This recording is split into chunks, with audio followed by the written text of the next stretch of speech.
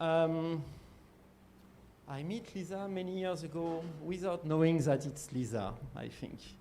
But after a while, I realized that she was coming to many ATP conference where I'm going to because of the type radio.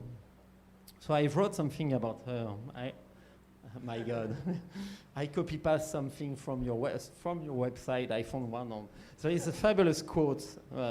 You have a blog where you post some questions, some people on the reply. Yeah. You still feeling sometime, but I found one was quite fabulous. I love it.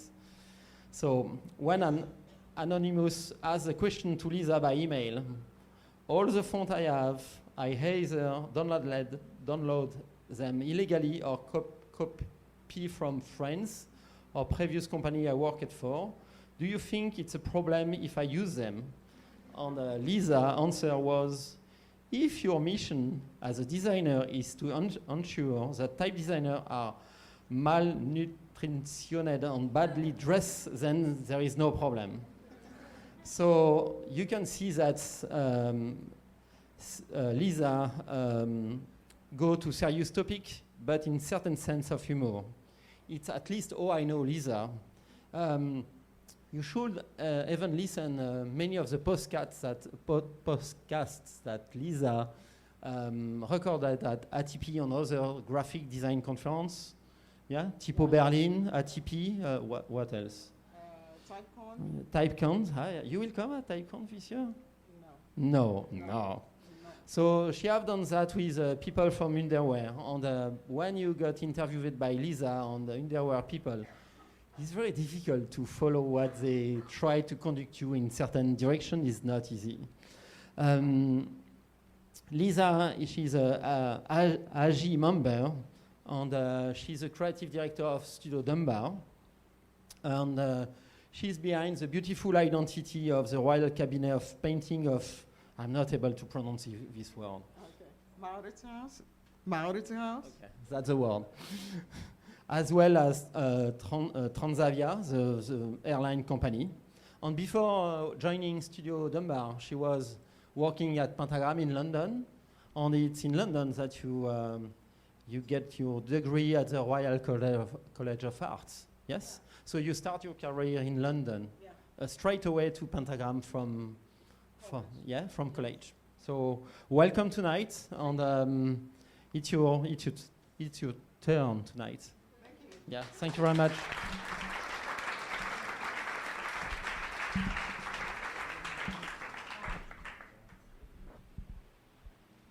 Okay, hello.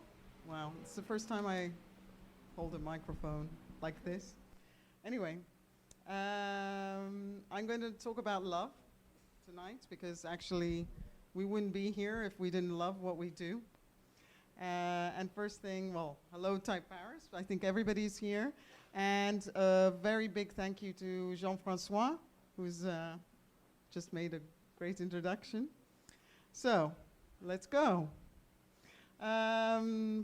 What I will talk about is for the love of questions, for the love of searching, and for the love of change. And I think that's what has led me throughout my life. And for the first one is type radio, and it's the love of questions. As long as I remember, I always loved asking questions. I mean, maybe it was a way to get away from actually talking about myself. I was always curious about everyone and anyone and anything, just trying to understand the world. And when I started Type Radio, that was the perfect place to do that. And for you to understand what I mean, here.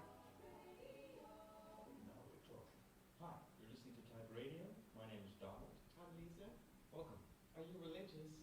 What do you like to drink? How do you relax? Who do you trust? How many illegal fonts do you have? Do you have a favorite dish? Can you cook? Have you cheated? Have you been caught? Have you been ripped off? Have you taken action against it? Why not? Your favorite book? Do you have a hero? What is your dearest possession? Is that kind of Freudian? Are you afraid? If you had a chance to do something else than what you're doing right now, what would that be? What is the most beautiful word in any language? Is there somebody you really hate? Does money make the world go round? Are you competitive? Do you collect stuff? Can you sing? Do you vote? Do you lie? Have you lived up to your parents' expectations? If you were a font, which font would you be? What is it that you love the most? Now we're talking. So you heard all these questions. Oops, sorry, I'm going backwards.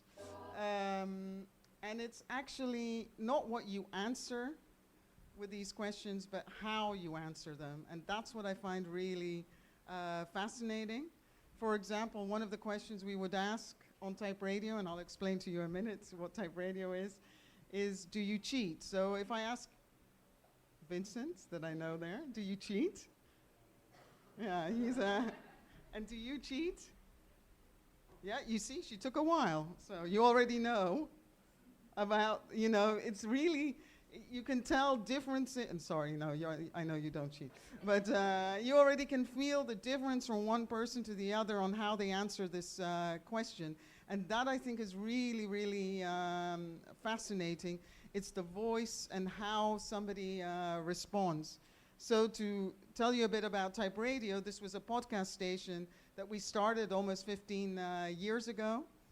15 years, I can't count anymore. Yeah, 15 years ago. With Underwear, the Type Foundry, they had a brilliant idea to have a radio station at Typo Berlin and invited Donald and myself to do the interviews. And we were the hosts. We had zero experience, and we were there to interview people. And our first guest was Stefan Seigmeister. And of course, it was our first fuck up because we forgot to press the record button. Anyway, but that's how you learn. Like, press the record button, but you learn through experience, and you need to start somewhere. So just to show you a little bit, there's just from the start, our illegal recording station in The Hague, because we had a transmitter and we were right next to the American base, so we could ask all our type questions, and it was transmitted to the American base. And I was like, we were talking about Helvetica, and I'm sure they were like, what are these people doing at Typo Berlin? And so everything, so in approximately about 2005, podcasts came around. I mean, the idea of a podcast was completely new. Now everybody's like, oh, radio this, radio podcast is cool. But in 2005, we had no idea, and we're like, what is this thing? Okay, let's do it. So we started back then and started using it, and we had the opportunity to interview so many fantastic people. This is House Industries, the late Gerard Unger, Akira Kobayashi, and also, I mean, here, Ed Rondhaler, he was 102 at the time, Jerry Leonidas, Gerrit Noordzij at his home, and even the great opportunity to interview Frutiger at elderly people's home.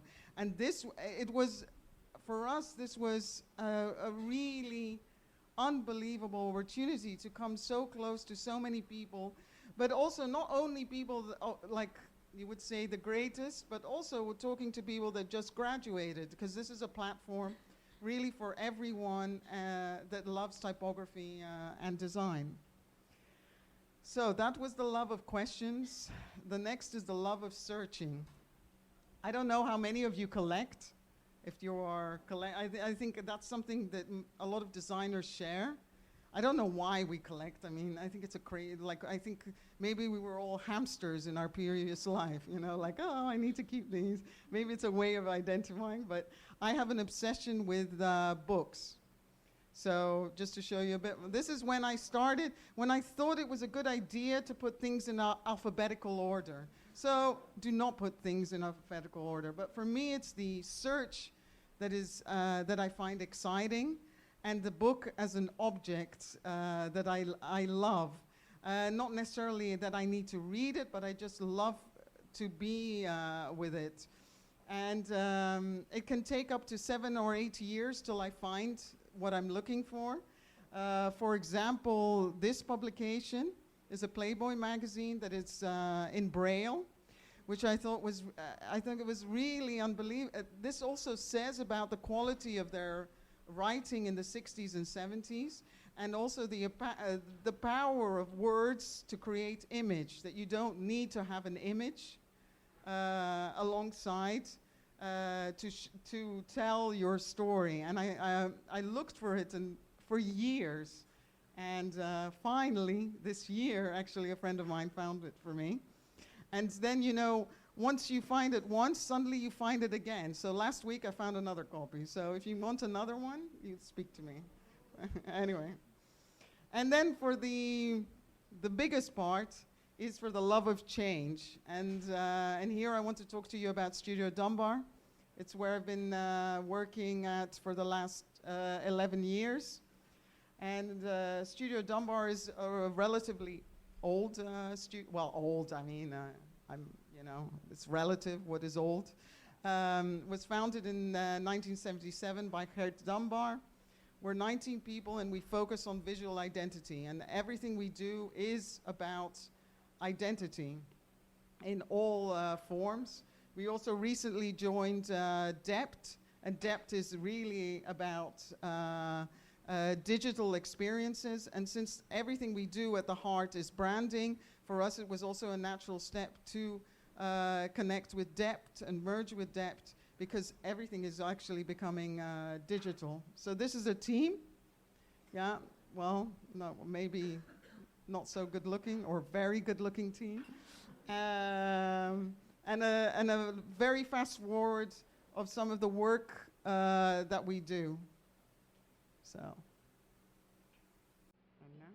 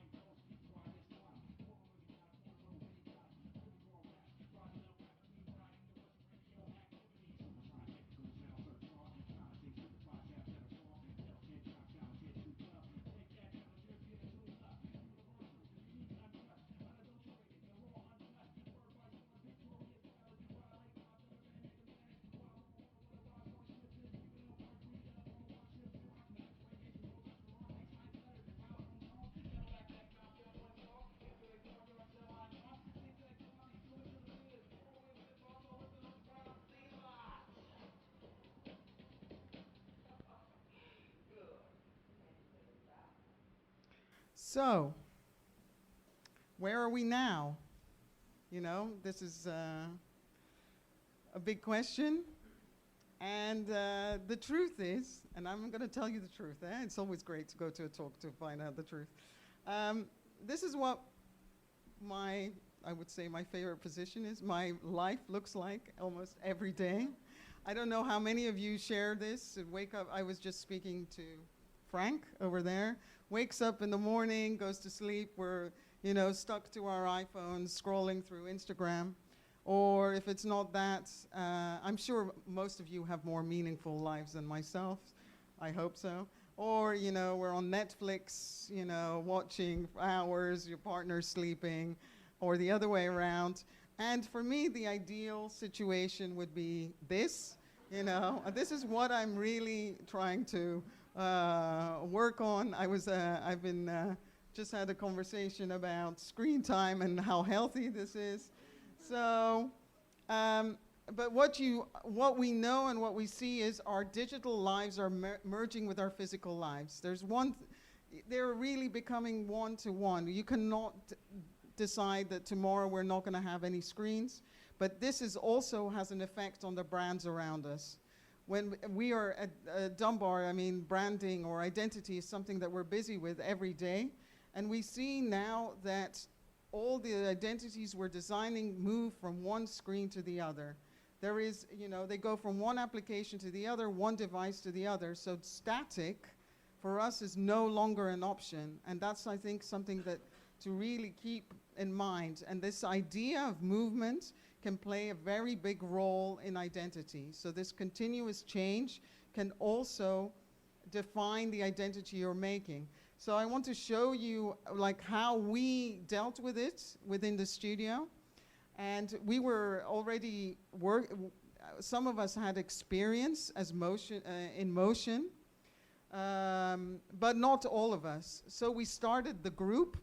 So every 2 weeks, Thursday, we get together to educate ourselves with motion. So some people knew a lot, some people didn't. So sort of basic motion experiments like you see here. And then also trying things out, like investigating parameters of screens. How does one screen affect the other?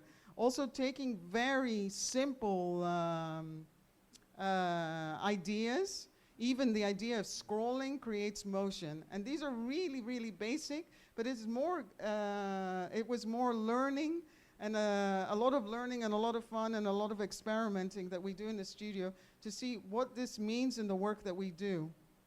For example, here with touch screen, that you can change the movement, or here where we can change also the typography from just touching the screen to experiments with sound and how that affects, for example, typography.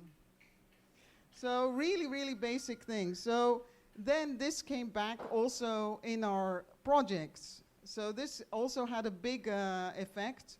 And one of the very, very early projects where motion also played a role was Alzheimer Nederland. And this is an organization, obviously a foundation, that used to look like this. Maybe not the most optimistic image. And they needed a change. They needed to raise more money, create more awareness. They unfortunately have to compete with other organizations. I mean, this is, I don't know, in the Netherlands, if you go to the train station, there's one person there looking for, asking for money for example, the Child's Cancer Organization. On the other side, there's Alzheimer Nederland. So it's a very competitive also industry. So we needed to find a way for them to really, really stand out. So looking at them, Alzheimer is unfortunately, there's no cure, so it's a deadly disease where your brain slowly just sort of disintegrates, and you lose. Well, you start losing your memory, and you start forgetting, and then you lose all sorts of abilities. So here, what you see is all the sketches we made, and these are very early. You know, like when we start a process, is also something. You know, we start very open. It's not like directly here, design a logo, and there you are. It's really a big, big search in the work we're doing. So here is where we took photographs, we removed faces of people because you forget people. We cut out from the images. We started looking at distortion, movement, distorting typography. These were early examples that were too aggressive. These didn't have enough emotion. These became too dark in a way, because the other thing to keep in mind is you're designing for an organization, and not necessarily reflecting the disease itself. So if you put a brochure like this to communicate, oh, Alzheimer, this is not the first thing you would want to pick up. There's not an inch of like hope in a way. So these were our searches, and through that search, actually, here where we started, we found an answer, a way to go about. And this is just to show you what that means and how motion plays a role. Here's the final identity.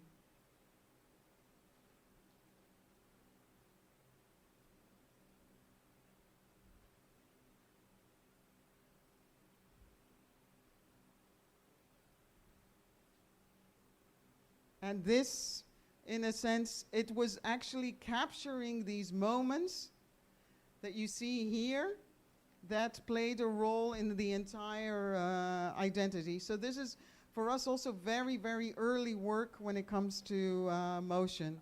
We used, along with that, we used photography of a patient and their state during the day. And this language became the identity for Alzheimer, Netherlands. So different cards, folders. And last but not least, also in messages, and here it says, I know that I don't know anymore. And that is a really, really hard point also within a patient's life, because they know, I mean, you know that you have Alzheimer, and there is also no turning back. So this is a very early stage, but on the in experiment in motion, or in search for motion. The next one is Amsterdam Sinfonietta, and there you see also the learnings from the group that come back to Amsterdam Sinfonietta, and this is a string orchestra in Amsterdam, and we've been designing their posters for I think the last 15 years.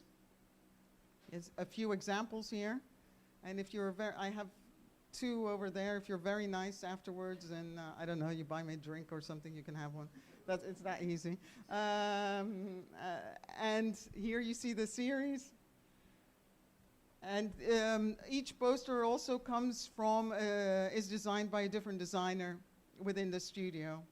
So you see the different expressions of Amsterdam Sinfonietta. So they came to the point a year ago where they needed to redesign, relook at their identity, and this was no longer enough for who they are now. Like I explained to you earlier, there are a lot. I mean, it's multi-platform. They're working. It's no longer print. It's no longer static. They need to communicate on other platforms, because this mark and the way we were working with them was not communicating in the right way.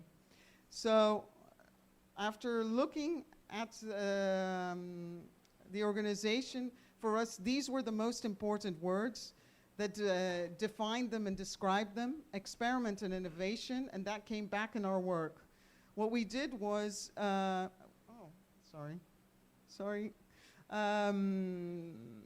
I'm going to see if it plays in a good way. Play, yeah. We use processing, actually. And with processing, we basically we could feed moving image and sound and create different patterns for the identity. And these patterns, we could actually take stills or make little small animations for all their communication. So to just show you a few of these examples, here's one in full.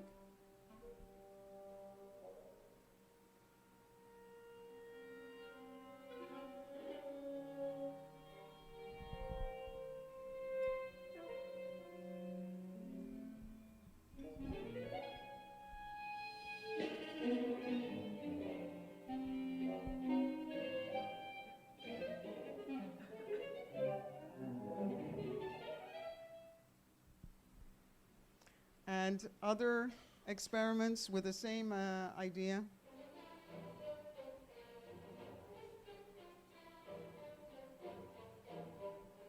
And it could be a lot more rough.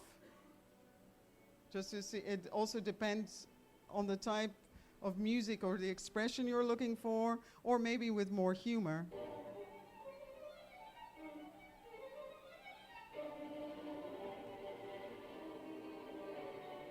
And these were captured back, and we used many different samples. We could change the messages that were within it. And here you see also, and then again go back to print and then go back to motion. So there were many possibilities within this identity. And we could also put secret messages in this. So in some of the posters, there's a lot of secrets. So, and then on the, and if you go right into the, if you look into the details, then you can see here, on the, in this particular case, the acronym of AS, Amsterdam Sinfonietta, or the name of the artist that is in there. And in here, we used a lot more subtle movement. And again here in a different way. So the last two identities are very, they're more, well, I would say more intimate. But the big question is what is happening outdoors? What is happening out on the streets? So we're all familiar with this image. I mean, we are familiar with the Times Square. It's a concentrated area, there's a lot of screens, but the reality is that actually this is in Amsterdam Central Station, and we're getting more and more screens in public spaces. And they will actually become part of our landscape. I mean, I think that already I arrived here at the train station, I already see a few, and you will see more and more of these all over the city. But the big question is, what are we showing on these screens and what are we communicating? For example, here, these are basically ads that we see on YouTube. They're just transferred from one, it either goes from horizontal, it goes back to vertical. And with these particular screens, there is no skip button, It doesn't say 3 seconds. The only thing you can skip is like hopefully the train comes at that moment in time or you turn your back. So for us, I think we're also equally responsible for this output. As an industry, we're responsible for what we're showing. I'm not saying that this is a bad ad or this is horrible or whatever. I'm saying that how we show it can be also more powerful or better done or a more interesting message. So actually, I've spent a lot of time in sitting at train stations, and I've been watching the screens in Rotterdam where we live. And I also noticed alongside these ads that they were showing, there were also moments that they were also there was no ads, and they had this sort of screensaver time. So there were, the penguins were my favorite one, and I know penguins are cute, but I thought, well, why not use this space for maybe another message? And to make the long story short,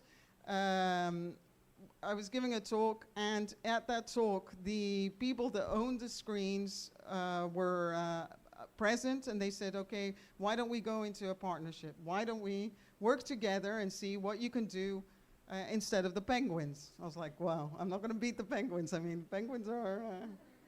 So there are, in every station, of course, there's the name that you see. And they said, well, why don't you find an alternative way to show the names on the screens? These things are very functional. Maybe you can find another way. And obviously, you can put the name, but that's not going to really make anybody happy. So we're very, very fortunate to have Bart in the team. He's a graduate from Type and Media. And he said, well, why don't we design a typeface? Yeah, as you do. I mean, so he designed a typeface, which is variable, which could actually work very well in a screen format. which meant that we could, with Drawbot, we could adjust it and type any message we wanted in real time. And it could work in any space. And that meant we had 11 cities to work with. And for each city, we could change the message. And in this case, we're writing Delft, Breda, and Den Haag. And make an entire set of them to appear. And they fit in the space they are, so they're not stretched or however you want to call it. And in January, they were released all over the Netherlands, or at least in their respective cities. And it was a playful way in order to communicate a message on these screens. And what happened was that most people then took the time to start looking and start searching for their city or their screen they wanted, and started sending us all the messages. So when you have an opportunity like this, you have two choices in your life. You can be greedy and say, I want to design these screens for the rest of my life.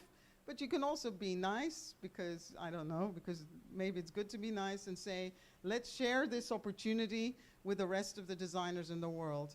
We had why not have a design in motion festival, which meant, why don't we just why don't we just start this motion festival and then show work from designers all around the world? And since we were working with Exterion, we said, why not organize it in Amsterdam Central Station?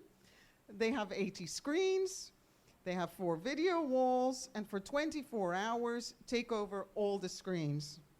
So just imagine, they're everywhere. And there's an audience of 185,000 people in a day. So that meant no longer us designers looking at the work we make, we can actually share it with the public. So we asked them, we asked Exterion, and then, you know when you ask these questions and you think, yeah, whatever, just ask, I think that's most of the thing is. And then they said yes. And then we said, then is when we shit our pants. And then we're like, oh my God, we're going to do this, we're going to invite everyone. So suddenly in January, earlier in January, we're like, okay, we're organizing a festival. We need to organize a festival. But first we need to make an identity about motion. So our starting point, again, like we say, we're not starting from a logo. Here we started actually with a tool, Sketch. This is a free tool you can download. And sometimes the tools bring the idea also to you. It doesn't mean like, oh, I draw this and hopefully I find something to match it. It can start the other way around. And this particular tool had the ability to, I'm going to go back. Had this nice thing where you could change character, you can change any shape from its core, which we couldn't find in another program. So we used that also to replicate within a grid. We found that exciting because this is motion and motion to the core. It has to be motion to the core. If you're designing for motion, it has to be in its DNA. So that meant everything that was on this grid moved. So this identity always is moving. And here you see that we could capture any letter in any form, ugly, beautiful, however you want to name it. It could react on sound.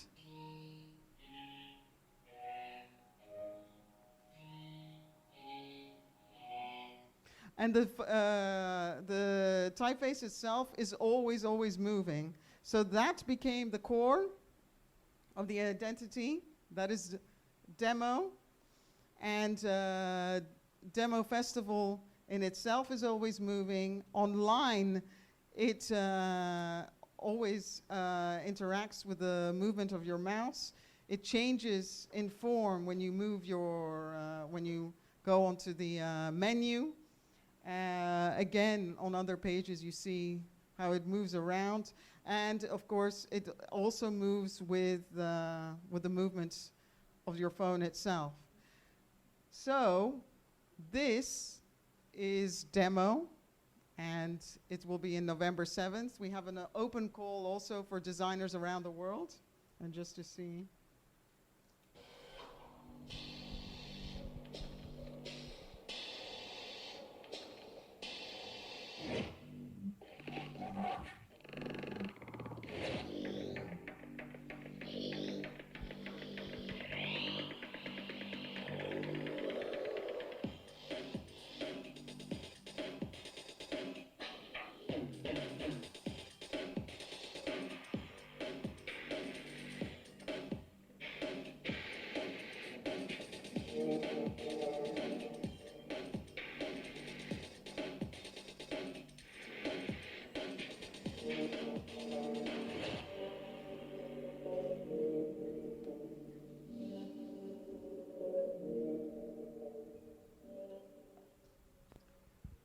So that's it. And yeah, maybe see you in November. Thank you.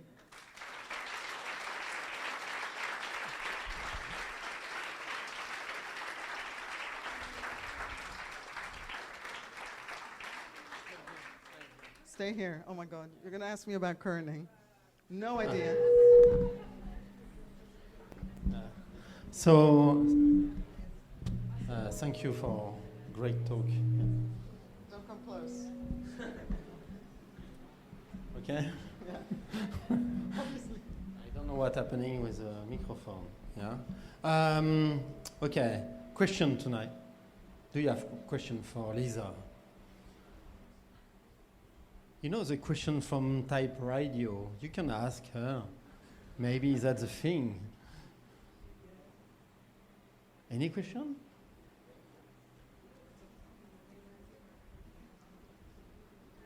Yeah, one. First of all, thank you for this talk. My question is about typeface. Sorry. We've seen a lot of sans serif fonts, and not at all serif fonts. So, is it a cultural heritage, or maybe a convenient technical thing? What's your? Yeah, it's funny because that was also I got the same question also from TypeParis to answer. It's not like it's not a political movement against the serifs. It is. I'm open. I'm really inclusive to other typefaces, but it is also the projects that you have seen now. But interestingly enough, whenever we pick a serif, a lot of the times we get feedback from clients and not us. They always say to us, "Oh, this is old-fashioned," and I find that's really something. I never think of it like that, but a lot of the clients we work with, they make these sort of general statements. But that's not something that I personally believe in. But it is also the projects that we show at the moment.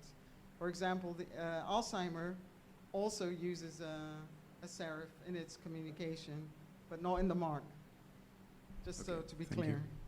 Are you a serif kind of person? Now I'm thinking. Yeah? Women first. Thank you for your talk. I want to ask you, what do you think is the future of the type? Because now we have like all these variable fonts, and like 6 years ago it seemed like a future, and we are already here. What do you think is the next big thing in type design?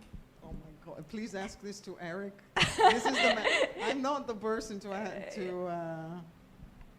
No, please don't ask me this question. Okay. To say the future, I mean, of course, tools are developed further. There's a lot more that can be done, but this is an Eric question. Eric, help me.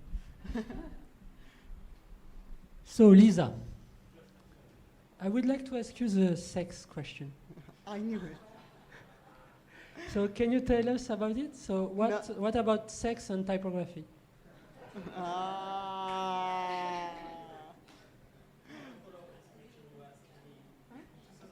Okay, let's be honest here. I asked Jean-François in the Type Radio interview, how do you relax? And then Jean-François, and you can listen to it online, I don't know online. Then he said, I make love. I was like, how am I going to top that off? I mean, yeah, obviously you know what the sex answer is because you saw a picture of me with my iPhone. So what do you think the sex answer is? Yeah, sorry, iPhone first.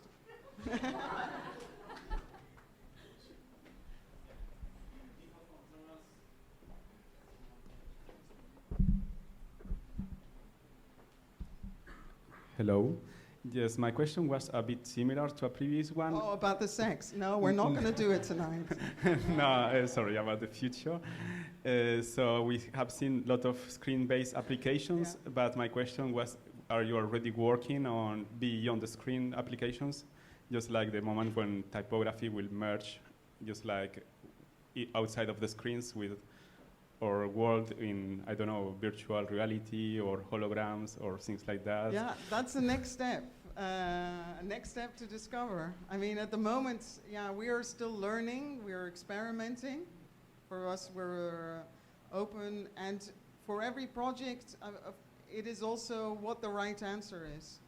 So first, you gather, you experiment, and then you use these resources to try out. But yeah, we haven't tried this out yet, but I'm sure one Thursday we will.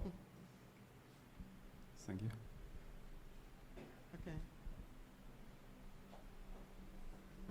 There is another question here.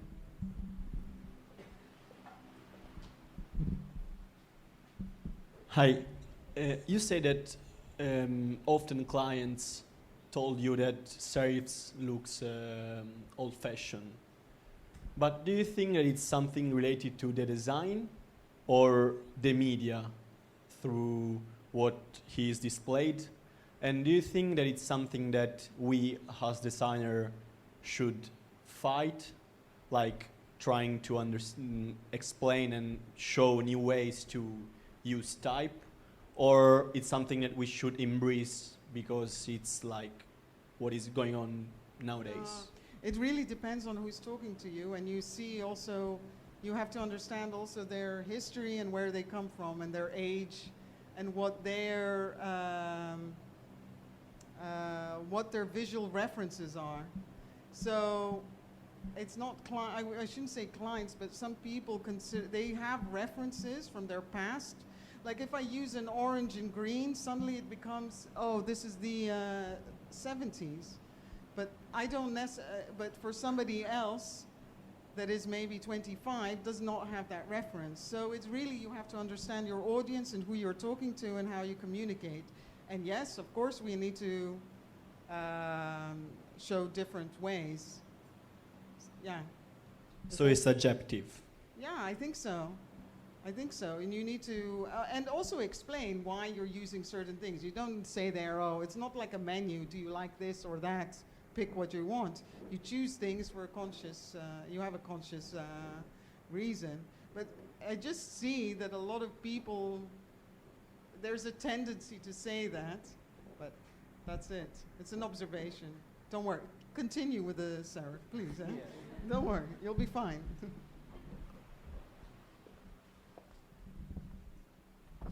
Hello. You said that you are like almost every Tuesday you're doing like motion design studies to apply later to your visual identities. But the truth is somehow that the visual identities that you were shown were actually made in processing, kind of. Yeah. For the ones that you see here.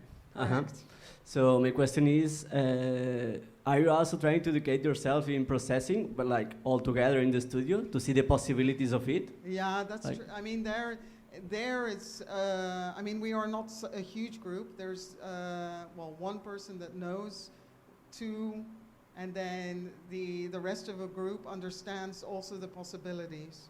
So, yeah, that is, that's something that we are, yeah, always open to. Is that okay, the answer? Okay. I have a question for you, Oh my if there God. is no more. This is for you. You don't like the letter, okay. Okay. In the 90s, there is once you have the beginning of the computer-based Yeah? typography.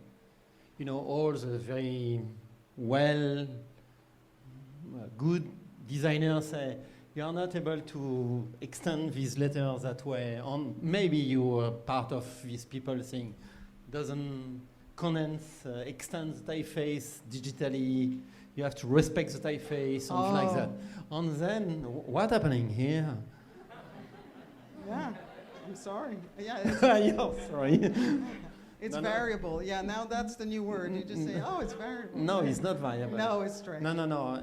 My real question is not, it's about that, but it's not this critic. It's more like, there is in one side, a lot of type designers who do variable font or multiple master font, whatever the name we...